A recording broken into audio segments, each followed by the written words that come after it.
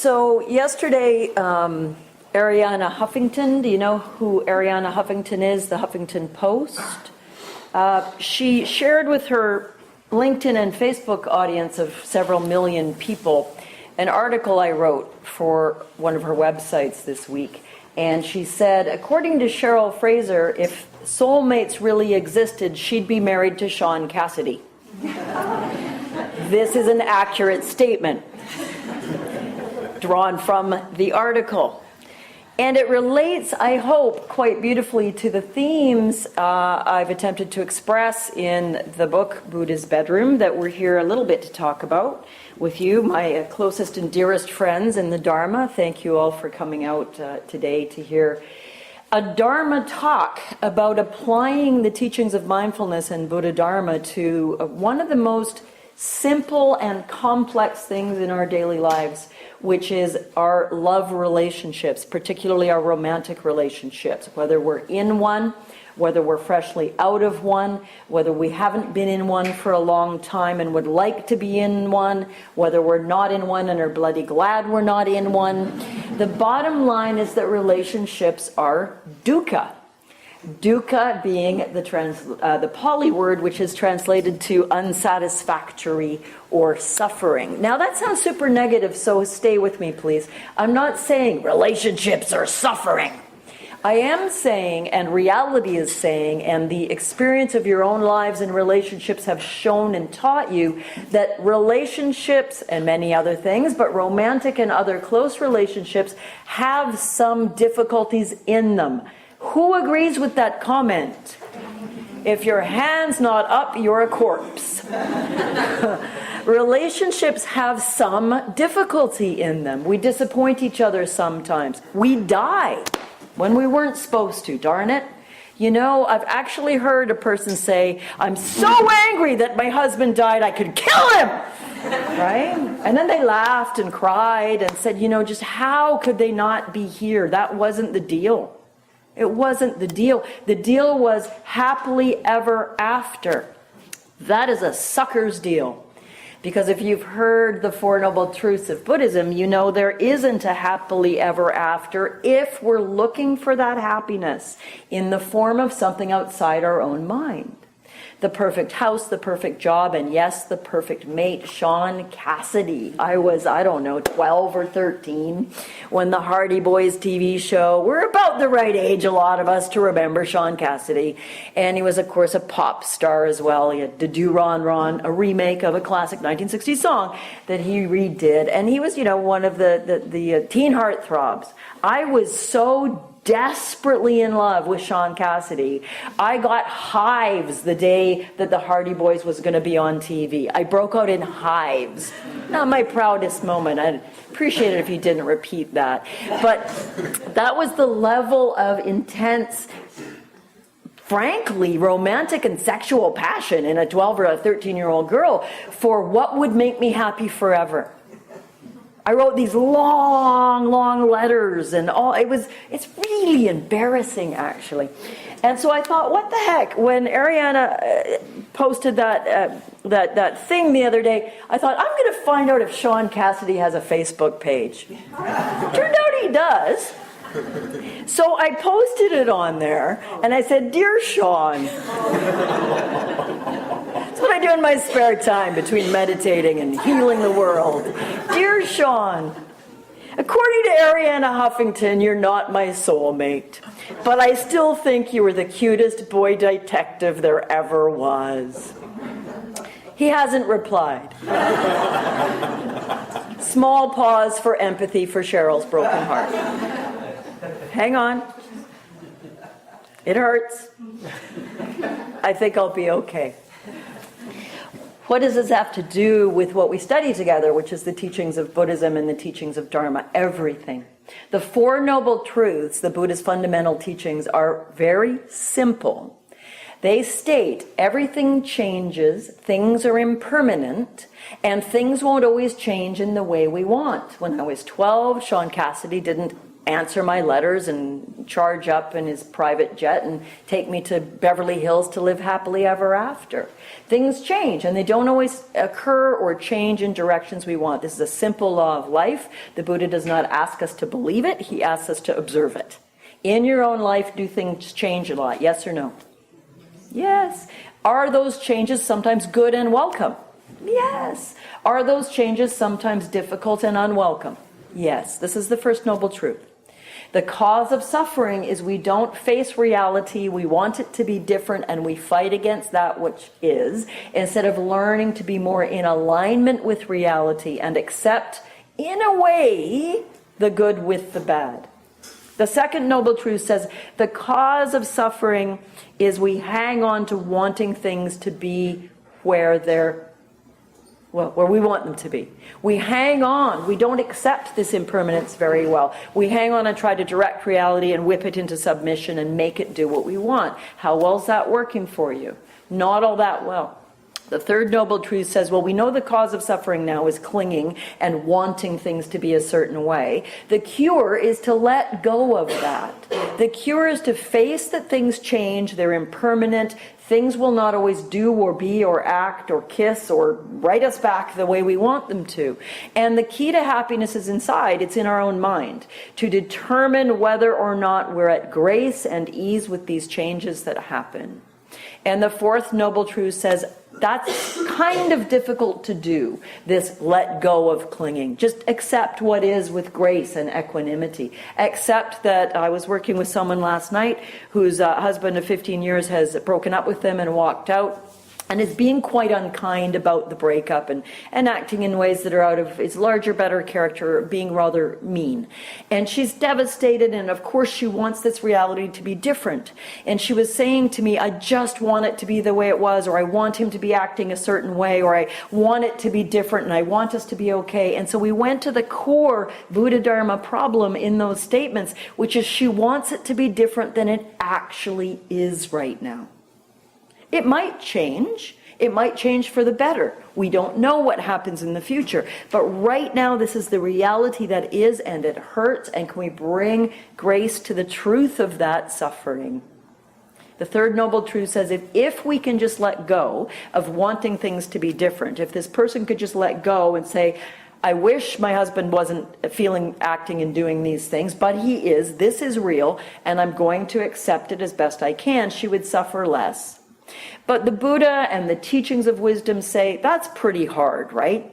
So here's the fourth noble truth, which is the 8 trainings, the 8-fold path that we can do, develop, study, and practice to help us with the first 3, which is everything changes. It doesn't always change in the way we want. We tend to cling and try to control reality, and that doesn't work. And if we could learn to let go and accept reality, including the terribly difficult, painful ones, we don't need to suffer. When I was in love with Sean Cassidy and he wasn't in love with me, I suffered. And I do that right now, today, last night, in my romantic relationship, in my friendships, in my work. I can get into head states where I want it to be different. I want you to be different. And if only you were, I'll be happy. That's what the book's about. For those of you that don't know, the first book I've written was published a week ago. It's called Buddha's Bedroom, The Mindful Loving Path. Let's stop there. Buddha's Bedroom is the catchy title, and the Mindful Loving Path is the 8-fold path I've just referred to. The Buddha's 8 trainings on how to be happy and free from suffering, and it's generally translated as the 8-fold Noble Path, or the 8 right trainings, and I've just redubbed them for the purposes of the book, the 8 loving trainings. I'll tell you what they are. I'll talk a little bit about them today. So the Buddha's 4th Noble Truth says, here are 4 things to cultivate in your life and in your mind to help you cling less, to help you accept reality more, to help you be happier, to suffer less. Buddha Dharma is about suffering and the cessation of suffering. And I believe probably all of us, if not all of us in this room, there's, 40 or 50 of us in this room, we've had some pain or heartache or suffering or difficulty because of a love relationship. Yes? Show of hands. Yes. So if Buddha Dharma is about the cause of suffering and the cure to suffering, and love is a place many of us suffer, why not bring the two together? And that's what these teachings are about.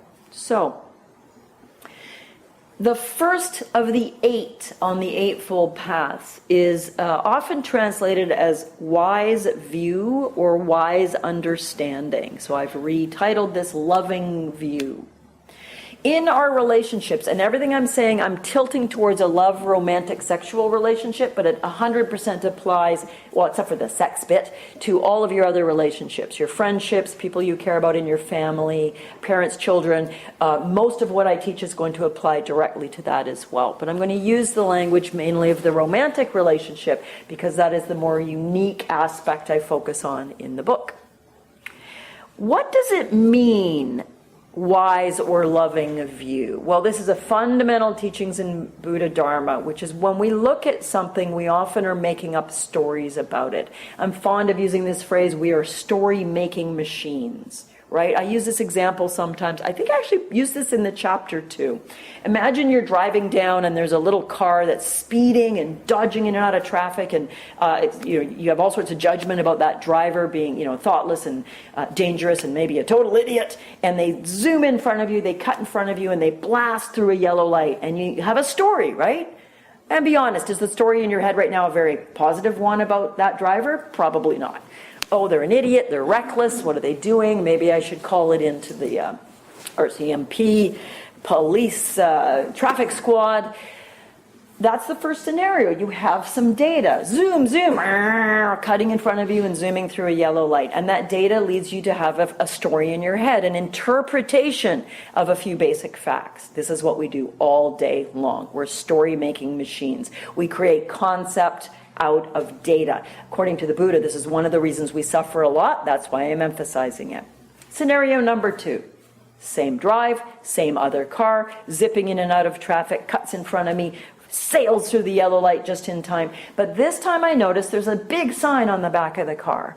And the sign says, organ donor vehicle, rushing to a hospital to save the life of a child. What's your story now? Right? It's a different story. You have one extra bit of data. It has changed your view. So in your love relationship, what's your data if you wake up in the morning and you walk out and let's say your partner had to get up before you and leave the house before you, they've already gone, and you walk out and there's all sorts of dirty dishes all over the kitchen, which you left pristinely clean last night, by the way. Wiped it down, zenned it, squared the dishcloth just so. It was gorgeous. And you wake up this morning and you have a stretch and a smile and you feel good and you look out and it's actually sunny today and life is good and I'm going to go make my matcha tea and my special Japanese matcha swisher thing. And you walk out in the kitchen, it's got crumbs and peanut butter knives and dirty milk things and how does it take 4 cups to make 1 espresso and they're all and it's all there. And what's your story? Come on. Your story may be something along the lines of, they're so thoughtless, or I can't believe they did that, or I've heard this recently from a spouse, if they loved me, they wouldn't do that. Wow. There's a story. There's a very dramatic, very difficult story. If they loved me, they wouldn't do that. Could we come up with a couple other stories? Can someone come up with an okay story, please? Lay it on me. About the dirty kitchen. They were late for work, and? They were in a hurry. You're right. Right. And maybe they were late for work because when they got up, the cat had been sick and vomited on the carpet. And they cleaned it all up and polished it and made it all good so we didn't have to, which put them a little bit behind in the whole dish department. And they were late, and they are a responsible human who doesn't want to get fired, and they left on time a little late to get to work. Right. Different story. How do you feel about that story? I married someone who cleans up cat barf so I don't have to. That's a good story. Right. So view from the Buddha Dharma point of view is how do we look at the data we've got? And thank you for that. The data we've got is, I left the kitchen one way and it's in a different way right now. Oh, first noble truth, things change. Things are impermanent. Kitchens don't stay tidy forever unless you both died in your sleep. And even then dust will come. Get real, face reality. How we respond to the change in reality will determine our happiness or our suffering.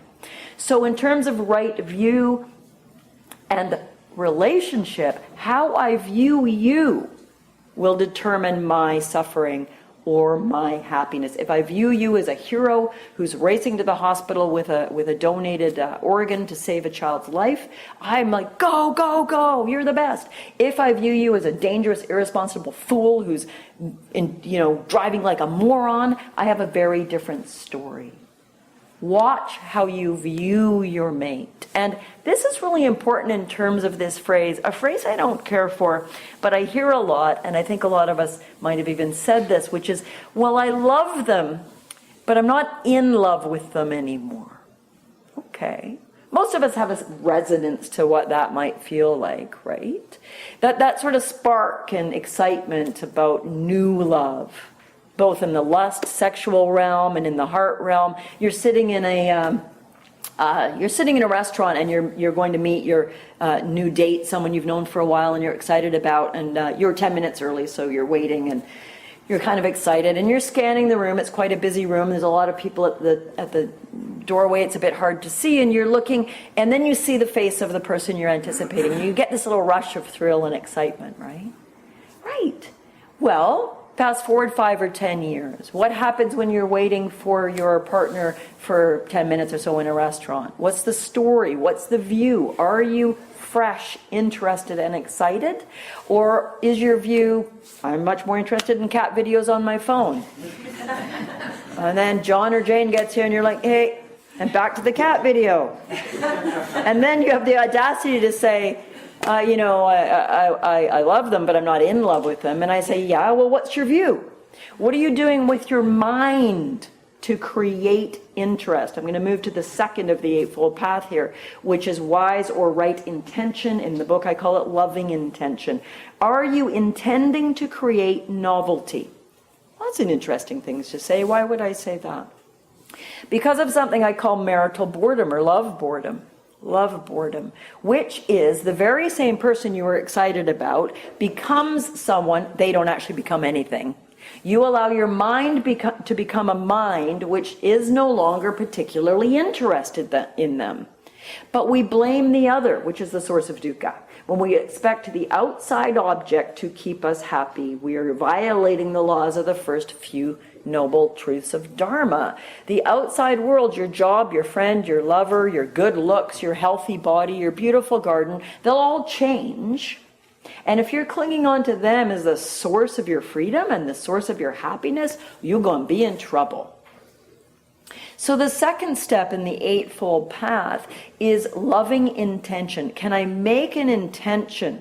Can I make love intentional? Can I decide that we are going to bring newness to our bond? That yes, love boredom can happen, but it's never because my mate is boring. It's because I've allowed my mind to get bored. I'm going to talk about something here that makes people uncomfortable, which is affairs, sexual and romantic affairs in a primary relationship. One of the main causes of an affair is love, boredom, and a person feeling unappreciated and not being treated, in their view, as being an interesting person by their mate. Their mate seems to take them for granted.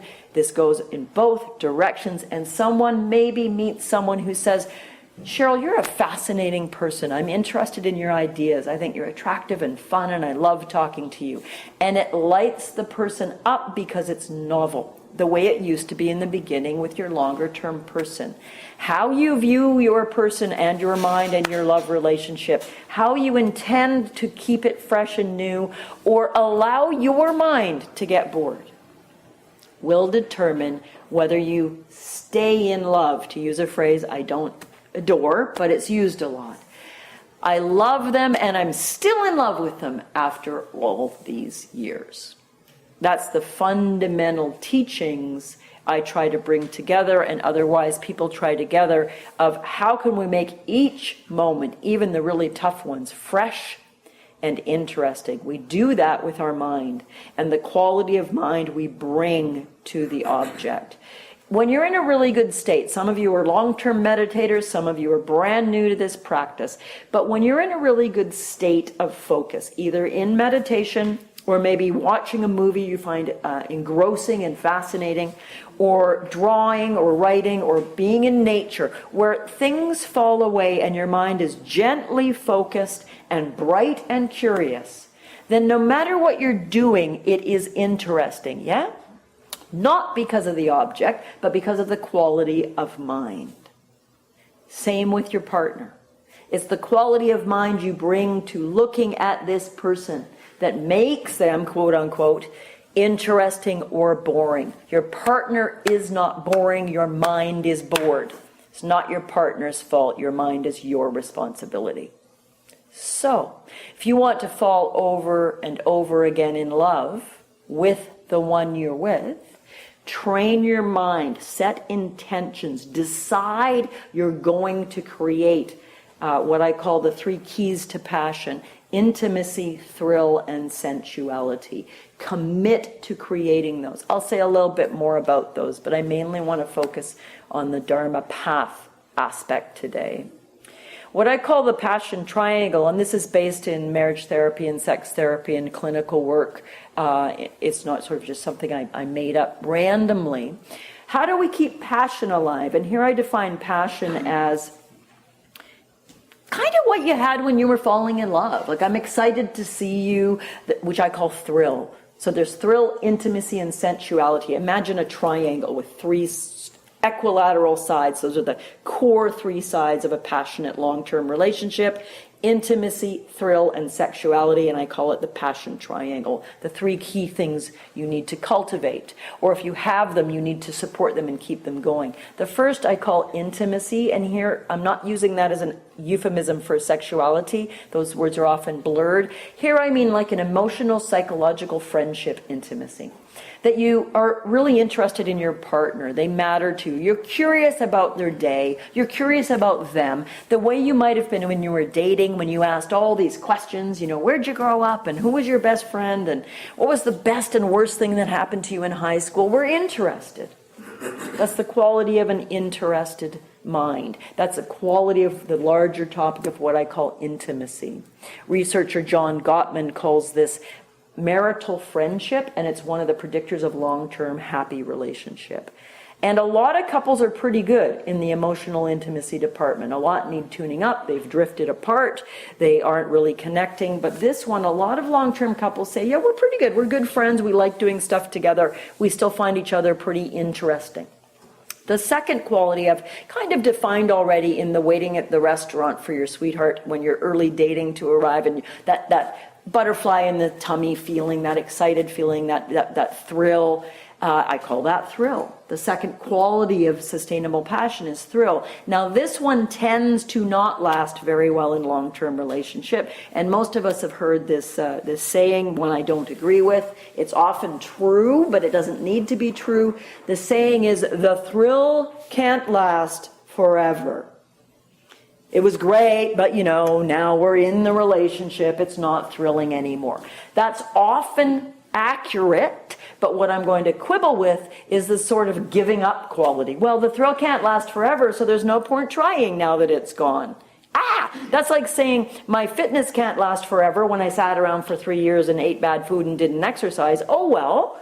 Instead of saying, I've really let my fitness go, but I can do something to cultivate the qualities to regain fitness. I can do something to cultivate the qualities to regain thrill. The thrill can last forever. It just needs a little help. Mindfulness, attention, remembering how fascinating your partner is, deciding to be curious again, to create novelty. When's the last time you went out for a meal with your person and peppered them with interesting questions, the way you might have when you dated?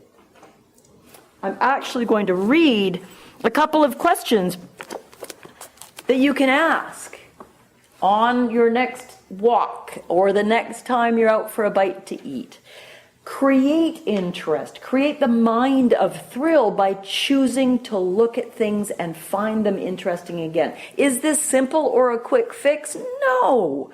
No, it's not simple or a quick fix to get fit when you're unfit, or to build a house from scratch, or to train in the careers you've got, but that doesn't make them any less possible than it is to create thrill that can last a lifetime. So, reading from a little exercise here, which I call Bust Love Boredom by Getting Interested. Creating the interest, as opposed to, I'm just not that into them anymore. Well, whose fault is that? It's your flabby mind, mostly, not the person.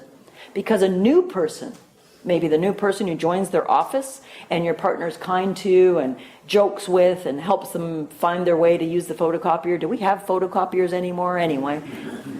Probably not in 2019. That person will find your spouse fascinating. So it's not that your spouse isn't fascinating, it's that you're forgetting to be fascinated. Sorry, but it's on you. So here we go. The mindful skill, bust love boredom by getting interested. For every fascinating man or woman, there can be a partner who finds them boring after all these years, says Cheryl Fraser in this book. Remember, a bored mind has simply ceased to be interested. Your own mind of curiosity may need a jump start.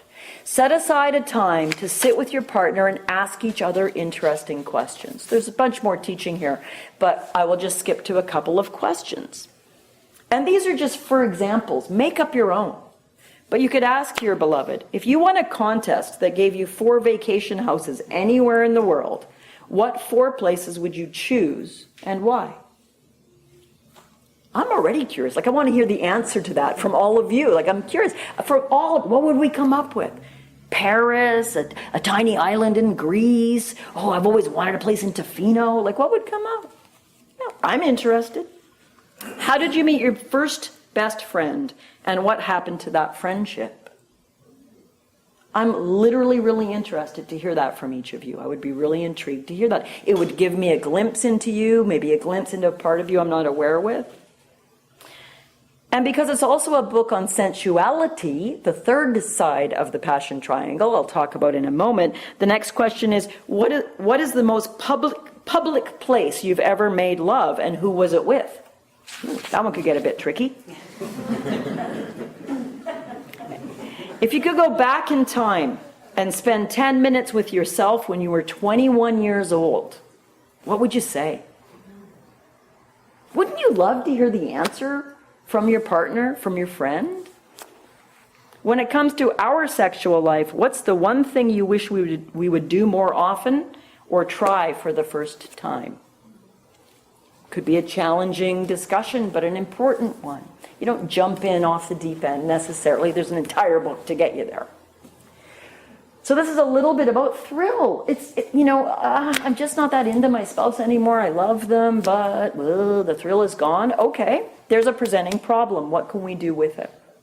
The Buddha talks about our suffering is contained in our mind, and our freedom from suffering is contained in our mind. So what can I do to become interested again in you? Thrill. So the passion triangle, the 3 things that a couple or a person need, this is when you're single, develop these as well, so you'll bring them into your next relationship to cultivate passion and joy, a happy love relationship, that you're one of the seeming lucky ones, but it's not luck. The ones people go, wow, Janet and Sue or Janet and Jane, they've got an amazing relationship. I wish I had what they had. Work on your mind. The third side of the passion triangle is sensuality. And here I define that as everything physical, sensual, and erotic, from holding hands to kissing to cuddling while you watch TV to the entire spectrum of sexuality. All sexual activities, which starts at the top of your head and ends at the tip of your toes, and in fact doesn't, because your mind's your biggest sexual organ. And sensuality and sexuality in long-term relationships is generally the most neglected side of the passion triangle. A really good typical long-term relationship where the people would say, we're pretty good. And I hear this a lot from couples in my private practice or the online programs, et cetera, or talking to even people like you, is I love them. I don't want a divorce. We have good, we're good parents together. We're good friends. But essentially, they might not use the words, but what they're saying is, I don't feel much thrill or sensuality. I'm not that thrilled about them or excited and woo, beating heart.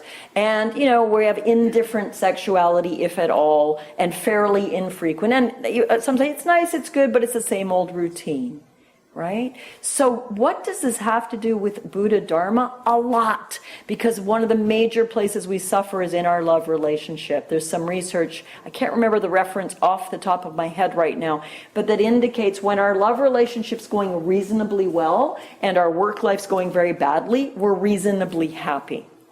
When our work life is going reasonably well and our relationship is going badly, or we're single and we don't need to be, etc., we're not very happy. The quality of our love relationship and or friendships and community are profoundly important for our mental well-being and happiness. So I started to talk about the eightfold path, and I've talked a little bit about the first two. Wise or loving view, how I choose to view you. Can I see you new again? Can I become interested? Wise intention, instead of sitting around and waiting for you and I to fall in love again, like something like a coconut's going to fall out of the tree and bonk you on the head and suddenly, oh, I'm in love again. Like some movie with Drew Barrymore. What's her name? Barrymore. That's a good movie where she's got a head injury and every day she forgets everything and Adam Sandler has to remind her and they have to fall in love again over and over. Do that without a head injury, please. Fall in love over and over with the one you're with by setting intentions. I have some exercises in there to daily. I have a daily loving intention meditation. It's free online at my website. You don't have to buy the book. Go and you can listen to that and you can start your day with a 20-minute loving, mindful intention practice. Setting your mind up for love and opening each and every day. I challenge you to do that. The next three of the eightfold path that the Buddha lays out and that I've adapted to love relationship, calling it the mindful loving path. The next three are loving speech, loving action, and loving livelihood, meaning your job or how you spend your time and what you do. So in the book I talk about take your love relationship as though it was your career or your job. Are you phoning it in? Are you showing up when you have to, doing the bare minimum and scrambling out of there at the end of the day? Or do you love your work? Do you bring curiosity and interest to it? Do you try extra hard? Do you go above and beyond in the livelihood, the career of your relationship? If your spouse was your boss, would they fire you for sloppy performance? I must say there are days where I think my spouse, if he was slightly less patient, would fire me for sloppy performance. Am I doing a great job? Am I training? Am I seeking to do better in the work, the play, the joy of being a great partner? Right or wise speech, what I call loving speech, is critical. You all know this without me saying another word, ironically. That how we speak and how we use words, and that includes our internal dialogues, our silent dialogues about our mate and with our mate, are incredibly important. When you were falling in love, words were your friends, right? You whispered sweet nothings, you learned, you talked, and unless you're an anomaly, you spoke really nicely to your person in your first few dates. Because if I went on my first date with Neil, let's say, and we were talking, and I said, I got 2 dogs and 2 cats. And he said, pets are stupid. I think they should all be, put to sleep because there's not enough food for kids anyway. And, these people who treat their pets like a baby, it's like so pathetic. And anyway, hey, waitress, where's my dessert? Right? If Neil used his words rudely and crassly and unkindly, because I'm not a crazy masochist, I'd decline his offer of a second date. But generally, we're on our best behavior in dating. And we're really nice. And we speak softly. And even if we're a bit annoyed by something that the person we don't know very well says, even if we disagree, we often go, That's an interesting opinion. I can't say I feel the same way. We don't usually say, you're a moron. But, maybe you do, in which case you probably are still single. But what? Just saying. No, that was unfair and it was meant to be a joke. We usually use our words fairly skillfully in our early relationship. And some of you, and I applaud you and I bow to you, continue to use your words quite skillfully through your relationship. You have a fairly good tone of voice even when you're upset or agitated or in conflict. You don't resort to name-calling, criticism, or threatening to divorce or things like that. And I do applaud you because I'm not that strong yet. One of the places I fall down is in speech. I'm a wordsmith. I have a lot of access to a lot of words, and some of them are very targeted. And if I'm flooded and agitated, flooded being a term for the body being flooded with cortisol and adrenaline, you're in a state of what's called diffuse physiological arousal, or DPA. You're not rational when you're in that state. I'm not, you're not, no one is. Your heart rate's usually above 100 beats a minute, and you're not fully rational. And in that state, I have been known to say things that were very unkind, in tones of voice that were very unkind. Loving speech is a lifelong study. Some of you, because of your family dynamic, what you were exposed to as a child, who you've chosen to become, your own personality and your own style, may manage to speak quite fairly and quite warmly even when you're upset, angry, hurt, frightened, or enraged. And that's something to be deeply proud of and to continue to bolster. The rest of us that need more help in that department, loving speech is critical. The Buddha talked about speech needing to be true, timely, given with the intention to help and heal, and spoken for the right reasons, and a few more guidances I talk about in that chapter. And then I say the only way for me to follow right speech well would be for me to permanently duct tape my mouth. Because when we make words and when we attempt to communicate, we will make mistakes. But what do? There are ways to repair the wounds you cause when you speak unkindly. There are ways, and mindfulness and meditation is super helpful here. I mentioned being flooded. When you're agitated in a disagreement with your mate or boss or anyone else, and you notice you're getting flooded, which is usually not that hard to notice because you start feeling really irrational and very stuck that I'm 100% right and you're 100% wrong and you're not listening to me. And we're in an endless loop of the same conversation we've had repeated times that never has delivered us anywhere good, and I can't stop. That's being flooded. If you have mindfulness at your beck and call, most of us don't, but at least we're developing it, you're able to take a time out, literally shut up. I call it shut up for love. Stop talking. Your words are wounding weapons right now. They're not tools of communication or healing. And so mindfulness practice, sitting on the cushion and watching your breath, helps give you a little more strength to calm yourself when you need to, or sort of jump in that gap between the and the wanting to say the mean thing. You'll be a little bit more successful at catching the gap and saying, I need a break. The practical application of mindfulness, meditation, and Dharma to love relationship is vast. So in this cluster of the third, fourth, and fifth steps on the Eightfold Path of the Fourth Noble Truth of the Buddha, which I call the mindful loving path for the purposes of this type of teaching, I said they're livelihood, speech, and action.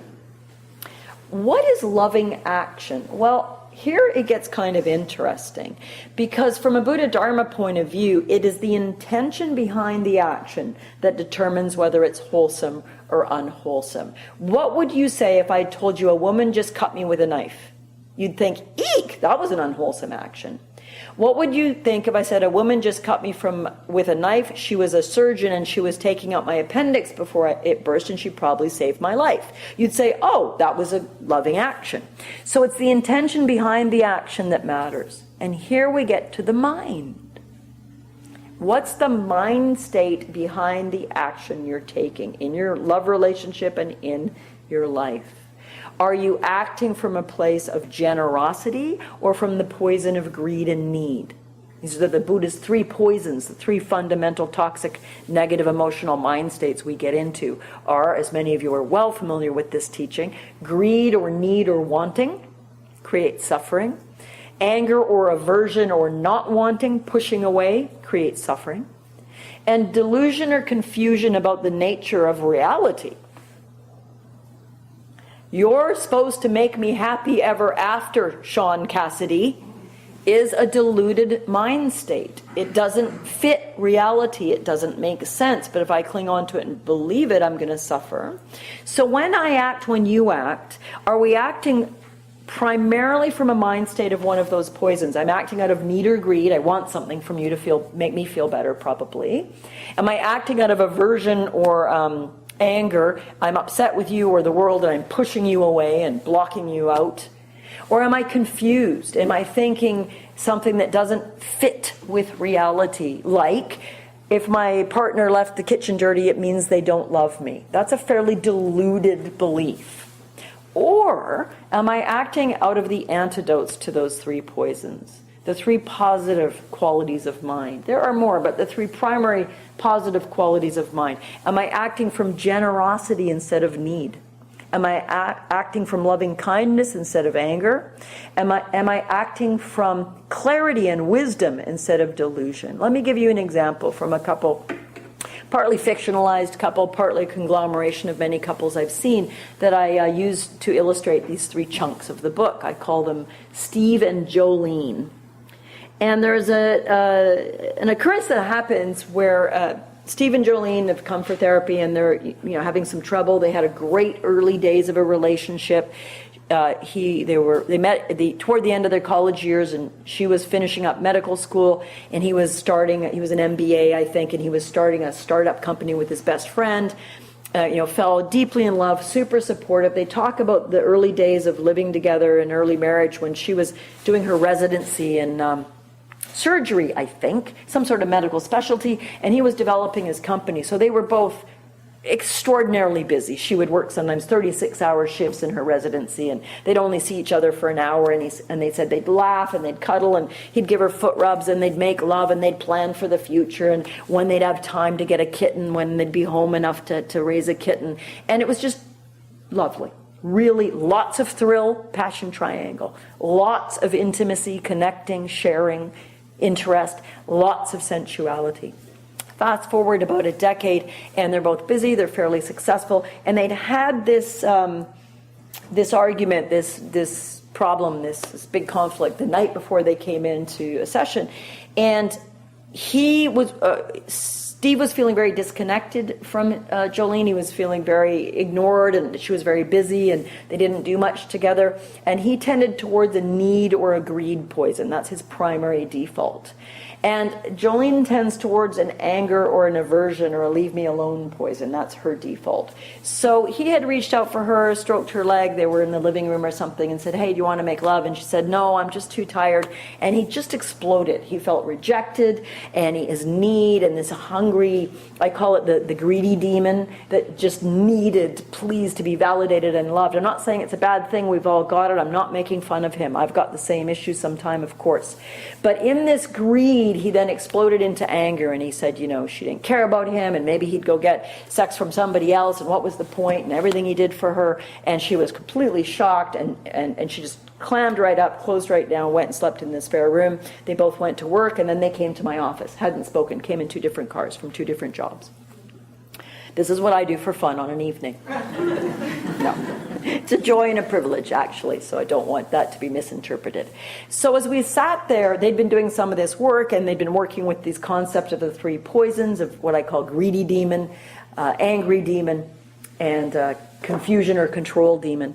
And he was able to start to realize that when he's in the grips of that mind state, that unwholesome, poisonous mind state from a Buddha Dharma point of view, of needing something from her, I said to him, it's like you treat her like your love ATM. You're supposed to come up, put a card in, punch buttons, and she's supposed to give you what you need. And you've forgotten who she is. You've forgotten what she might need. He was, as with all of us, when we're stuck in greed or anger or delusion, we lose the plot. We forget to be compassionate. We forget about you. It's all about me, me, me, me, me. Conversely, with Jolene, she wasn't able to see how lonely he was, how he'd been reaching out all week asking, not necessarily for sensuality, but just, can we talk? I miss you. Could we go to a movie? She was like, no, I'm busy. No, I've got this. No, I'm too tired.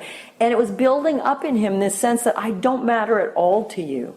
And her general deflect, where she goes to based on her family history, her psychodynamics, etc., is to anger and then coldness. Just, you're too much, leave me alone.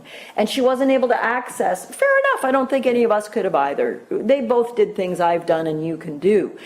She wasn't able to say, whoa, sweetheart, you seem super angry about this. What's really going on? I miss you. I'm lonely. So he could only see his need, she could only see her need, and they weren't able to bring some wisdom to it. To what's actually going on here. We've had a disconnect and a miscommunication. You want something, I don't know if I want it.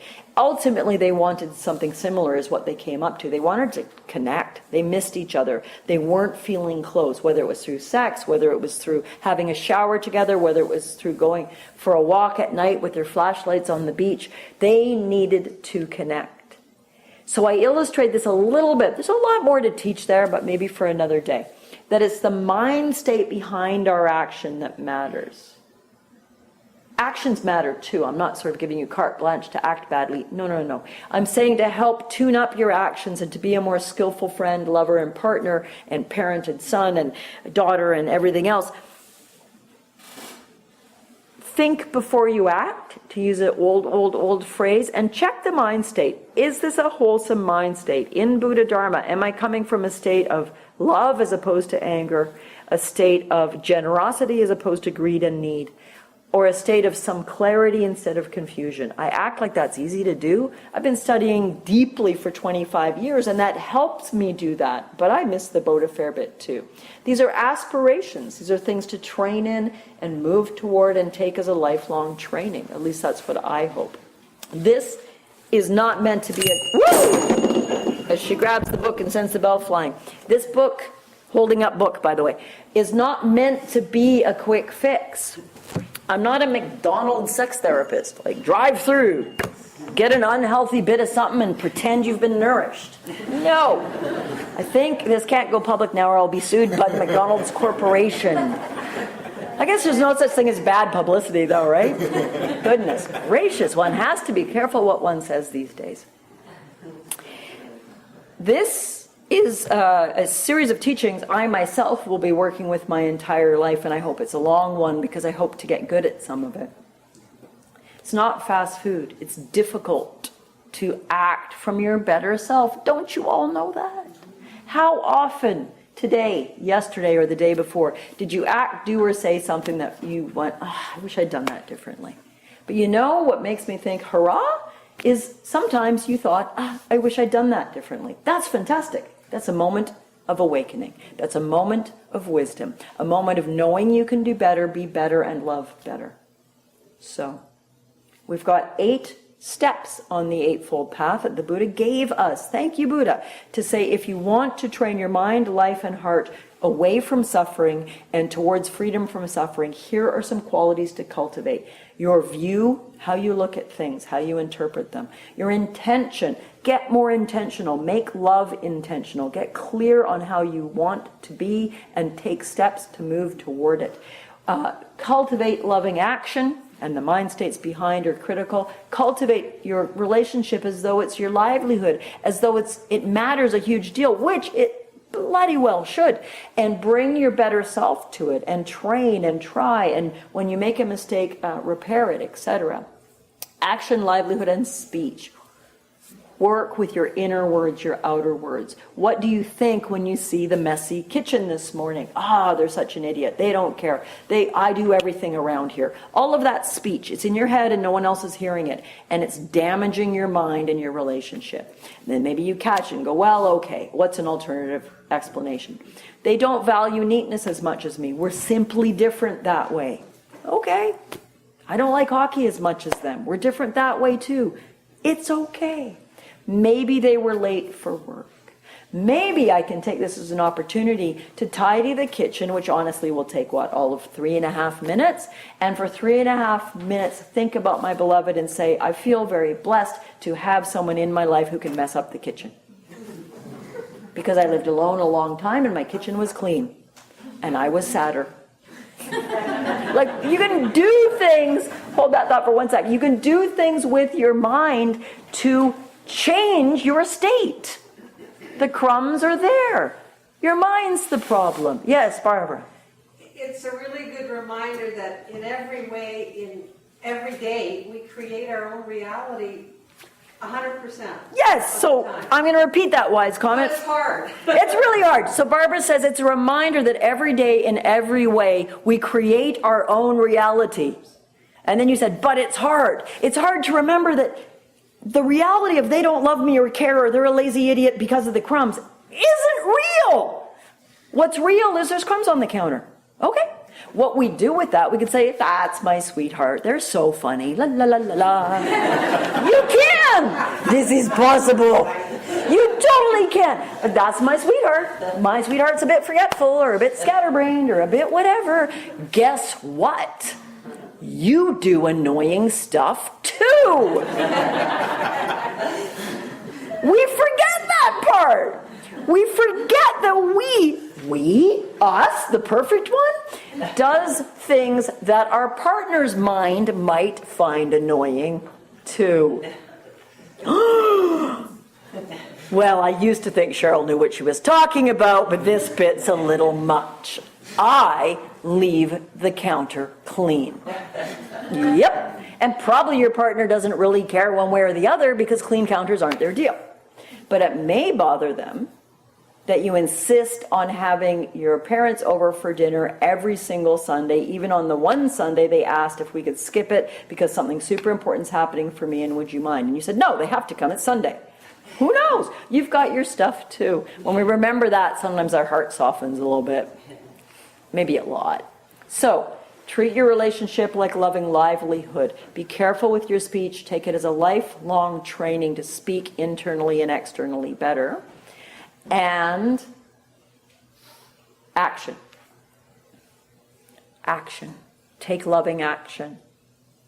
The last three aspects of the Eightfold Path of the Buddha that he laid out for us to train if we want to reduce suffering and be free from suffering are to do more with the mind training parts of things. And these are wise effort, wise concentration, and wise mindfulness. Now, in the book, which is deliberately written to apply the Buddha's teachings to love and sexual relationships, for these 3 chapters, I apply those qualities to sexuality.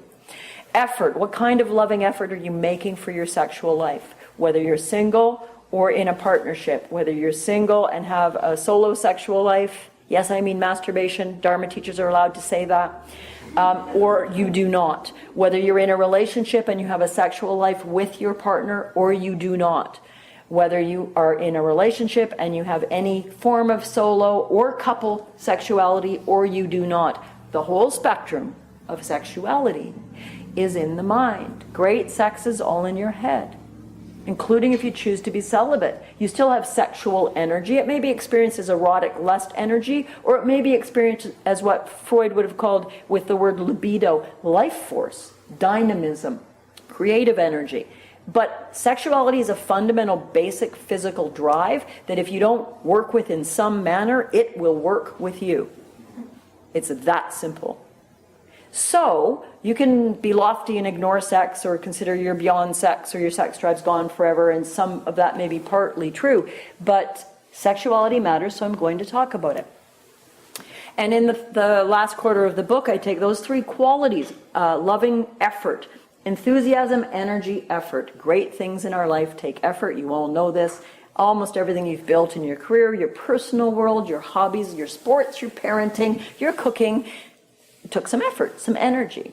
So does cultivating a long-term, beautiful, sensual connection, however you define that. If you're single and you're happily single and you don't wish to have partnered sensual activity, how are you enjoying your body? Do you go dancing? Do you get massage? How do you embody and appreciate and enliven the beauty of a sensual body?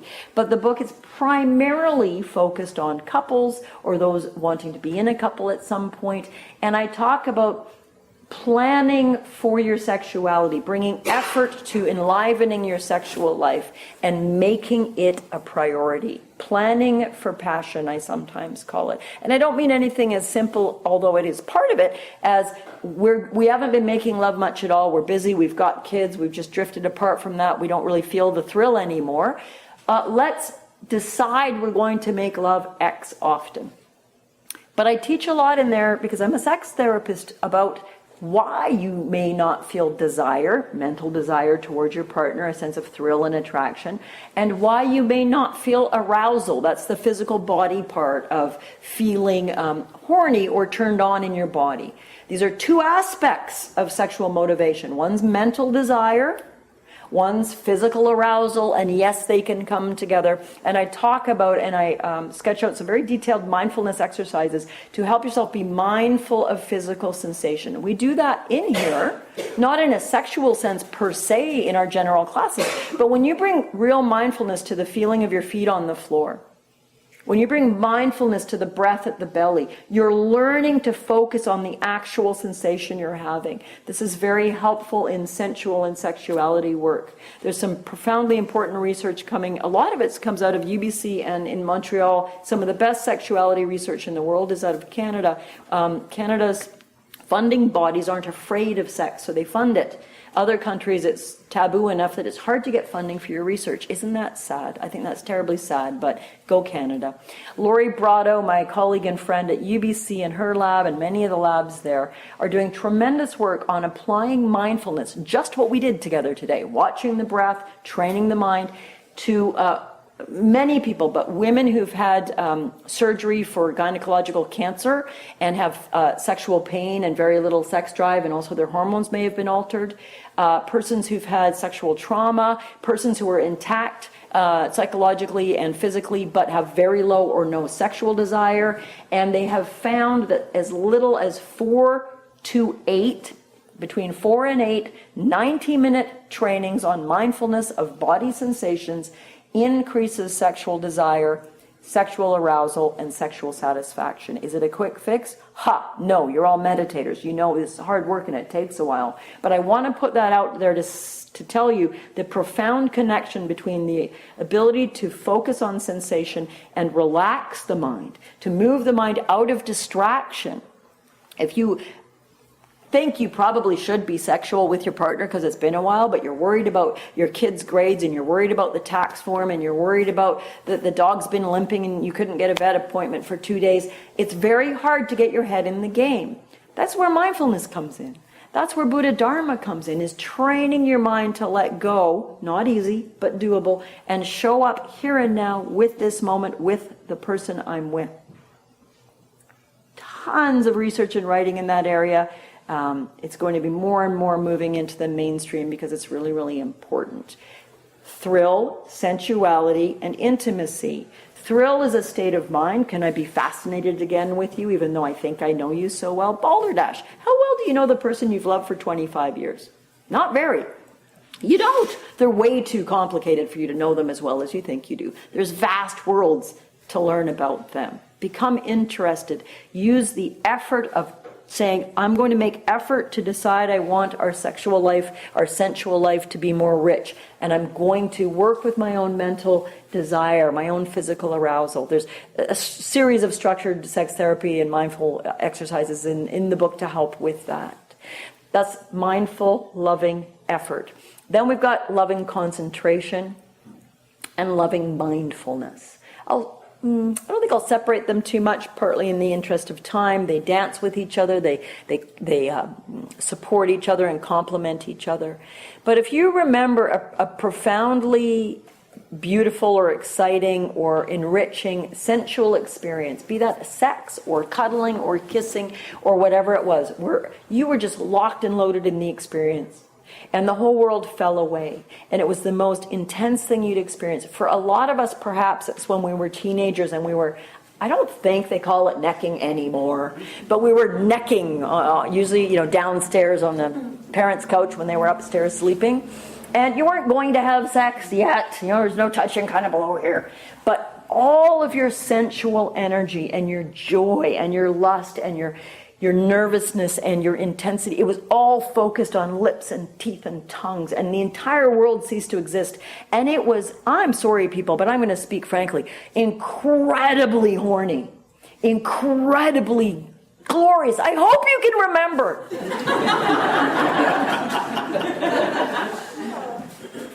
And especially if it had been Sean Cassidy. But whatever. Sometimes you have to use a stand-in. But the quality of mind that made that erotic experience so erotic was concentration and mindfulness. You were not distracted. Maybe it was making love with your partner in your early days. Maybe it was making love with your partner last night. Those times where you're really present. Oh, present. We talk about that a lot in mindfulness and meditation and Buddhism, don't we? You were there. You were experiencing what was actually happening. I don't think there are accurate statistics on this because people won't generally tell you necessarily. But I suspect more than 50% of people, when they're making love to the person they love, are not thinking about making love with the person they are making love with. They're fantasizing about something else. Their mind is in a different erotic experience to help get them there. Is that good or bad? It's neither. I'm just putting it out as that's not being focused on the present moment.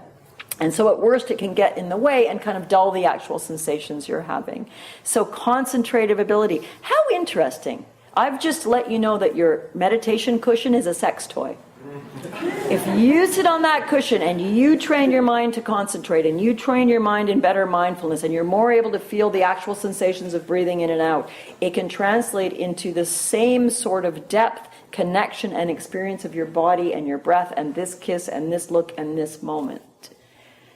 Who knew? Well, I did. That's why they asked me to write a book about it. This is a taboo topic in most Dharma talks, in most Buddhism talks. I'm extremely grateful for Jack Cornfield and Trudy Goodman, his wife, who agreed to write the foreword for this book, and they talk about it in there very clearly. They say that in traditional monastic Buddhism, sexuality was shunned and it was bad and you were meant to be celibate and it was meant to be a defilement and a distraction you rose above. But the Buddha also talked about lay persons who were not monks and nuns, and how the physical life and the life of joy and kindness between each other could be a supportive and a wholesome thing to do. He didn't talk about it much that we know, or the persons that wrote the suttas down maybe didn't like that part. We don't know. But awakening is about joy, compassion, and connection. And at its best, our love relationship are about joy, connection, and compassion. So what I've attempted to do in this book is bring together the sort of sex therapy relationship teaching of the passion triangle. That's the way I've taught it for years. You need to develop your intimacy, your thrill, and your sensuality. Most couples, one or two of those sides of the triangle are weak, and that's where they can work to improve. And bringing it together with the 8 teachings of the Buddha, how we view, what our intentions are, what actions, speech, and livelihood, how we bring ourselves to our relationship, and how we train our mind in effort, concentration, and mindfulness, not just for sexuality, but for conversation with the one we love. Do we take effort? Are we focused? Are we clear? And all of it plays out in our love relationship. They are not two different things. I tried to separate them. I was not in love relationship for about a decade, and I was happier than I'd ever been in a love relationship because it was a lot less challenging. Nobody left crumbs on my counter when I lived alone. Nobody disagreed or didn't act the way I wanted them to, or didn't fill up my needs in exactly the right way. And it was my teacher, Lama Mark, that asked me at the end of a 3-month tantric retreat in 2012.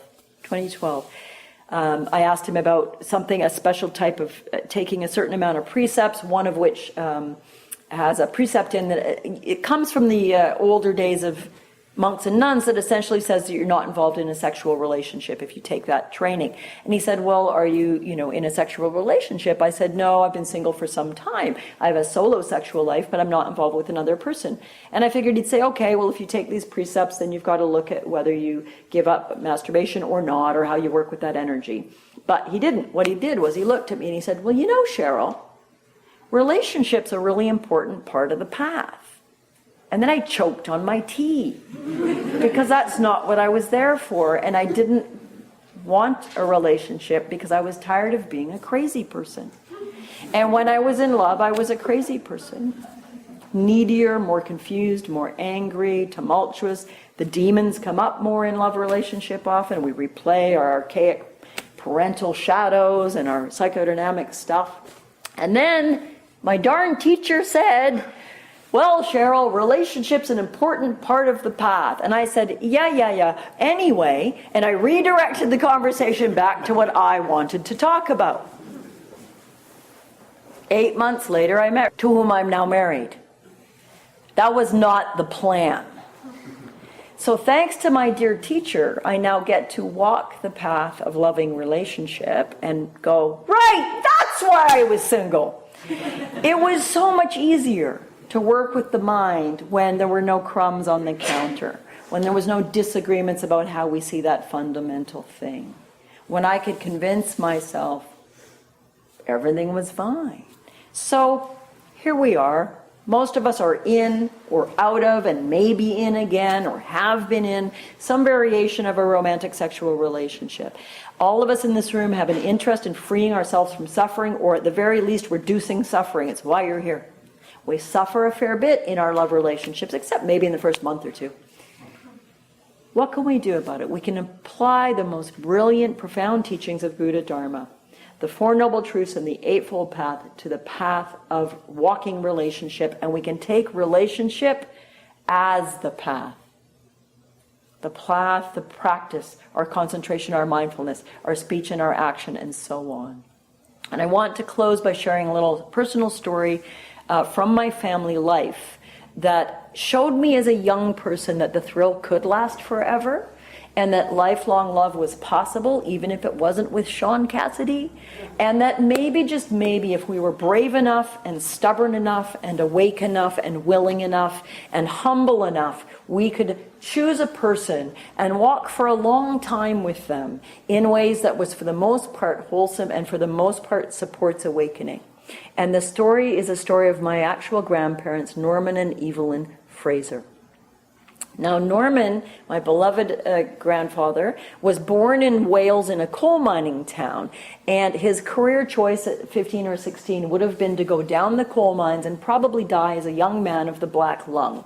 So he lied about his age and cheated his way onto a trip to a ship to Canada, landed in Canada, found his way to Saskatchewan in the wintertime, and ended up working as a farmhand for a farmer in Coal Lake, Saskatchewan. Hard work. I think he got paid about $1 a week, but the fellow was kind enough, and that's what he did, trying to make his way in the world. And in the spring, there was the kind of the big harvest or spring dance, and my grandfather, of course, went. It would have been the event that everybody from all around would have, of course, come to. And as I imagine it, I kind of imagine my granddad there. He was a good-looking fellow with his best shirt, which I'm sure wasn't very good, and standing with the other young guys, and he would tell part of this story, and I imagine them all kind of leaning against the wall, being cool, and watching as the girls came in, and the girls, being girls, probably didn't come in one by one, did they? They probably came in giggling clusters, wearing their finest, handmade, no doubt, country girl frock with flowers or bright colors.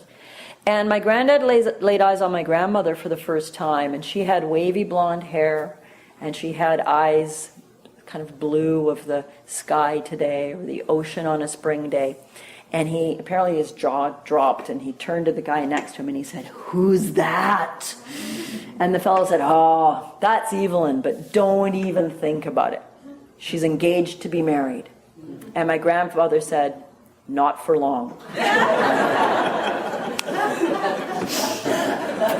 And as they tell the story, my grandmother would sometimes say her only regret about her love for Norm was that she had to break off a promise to another lovely young man. And so, as you've gathered, my granddad wooed her and wed her, and they had about 67, 68 years together. And I was very lucky. I was born in Duncan, and my grandparents lived in Duncan. So my whole childhood, we had Sunday dinners and Easters and Thanksgivings and dropping over, and they'd drop off a pie. We spent a lot of time with them, we being my siblings and I. And I watched their relationship, and every time my grandmother walked in the room, my granddad lit up like a Christmas tree. Like, he would just be... And he was always kind to her and sweet to her. He adored her. He called her Evie, my Evie. Her name's Evelyn. And they were loving to us and loving to each other. And I just admired them a tremendous amount.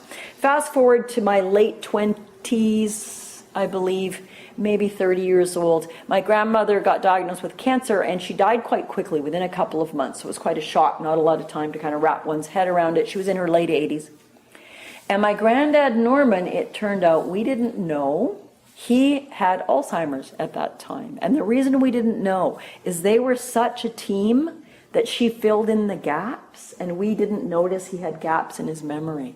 Because he'd say, "Hey, Evie, she'd say, "the shovel?" And he'd say, "Yeah." So we had a bit of a double shock. We had Granny died, and then we realized Granddad, he was fairly far into dementia and heartbroken and very, very confused because he was losing his memory and then would forget that she was gone and why she was gone. It was a very painful time.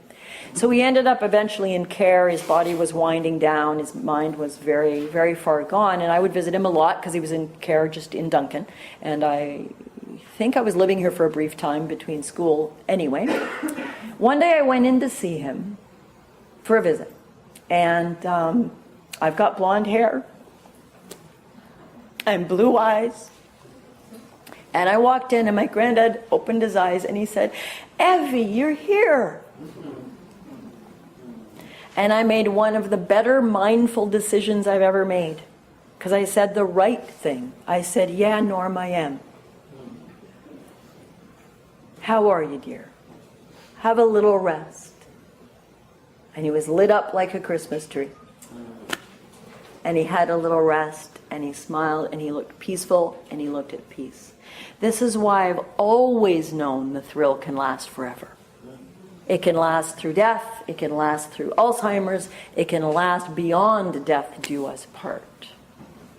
So that's a quality of mindfulness. My grandparents wouldn't have known that word, but they just paid attention. Were they perfect? No. Did they have problems? Yes.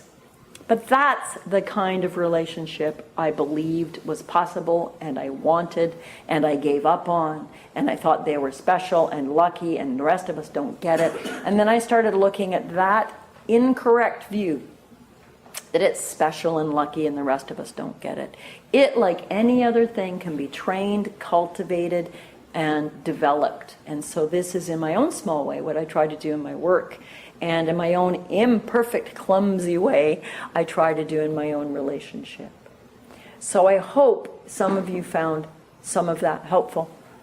And we'll sit together just for 2 or 3 minutes, just to bring that full circle to a close.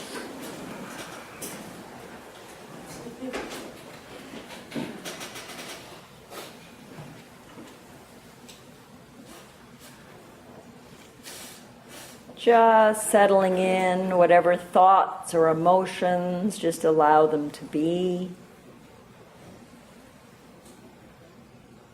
Just noticing your breath at the belly or at the chest or at the nostrils.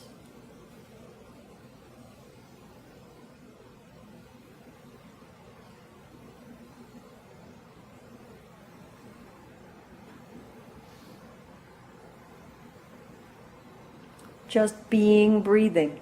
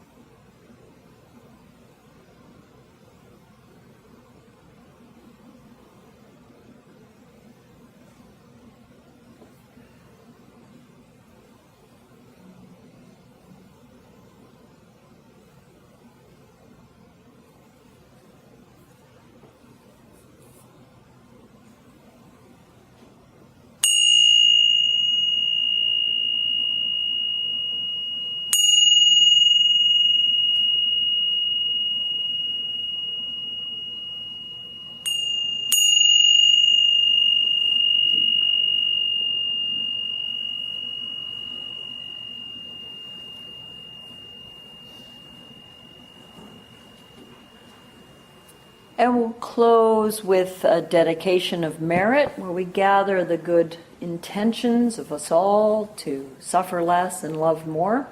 And we solidify them for ourselves and also dedicate that good intention to others as well. Very simple.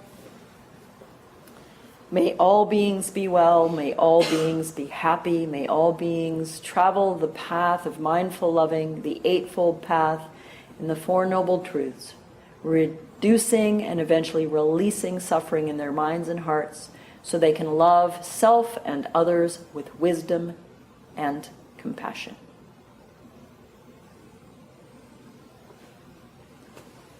May it be so. Thank you so much for your kind attention, and thank you. This is the first public talk I've given on this material, and I wanted to give it to you first because you are my heart and my Sangha, my students and my friends, and I appreciate you listening. We're going to stay. We've got cinnamon buns and a few cookies. We'll get some tea together perhaps. Please stay for a visit. Come say hello. If you have a book you'd like signed, I'm quite happy to do so. If you'd like a book, Chapters Nanaimo has ordered some. It'd be really cool if you'd go pick one up, and if they're out, ask them to order more. We're putting together, the publisher's trying to put together a talk in Duncan and Victoria and Nanaimo, and we'll let you know about that if you'd like to come, bring some friends. It'll be a little more on the psychological sexuality side and probably a little less on the Dharma side, but we'll see. In terms of schedule, our lovely Neil will send out a newsletter. I think I'm able to teach again a couple of times in the next month. Perhaps 2 weeks and 3 weeks from now. I just need to check a few scheduling things, and we'll let you know about that. Some of you have asked and said you're interested in some of the media things, so I don't want the Dharma newsletter to become a, pimping Dr. Cheryl's career newsletter. But since you've asked, if you wish, we can include the occasional link. I'm going to be on CBC Radio and on the Marilyn Dennis Show and a few other lots of other things. And there may be a few things you'd enjoy to listen to, so we can put the odd link in there, or I may just put a link to say if you're interested in that, check Cheryl's other website. But some of you have asked. So I'll turn you over to Neil. And the really good cinnamon buns are the ones from the Ladysmith Bakery, I'm just saying. I know, so you should stay and at least snag one on your way out. But over to Neil for a moment. Thank you, guys. Thank you, Cheryl. Yes, it was fun.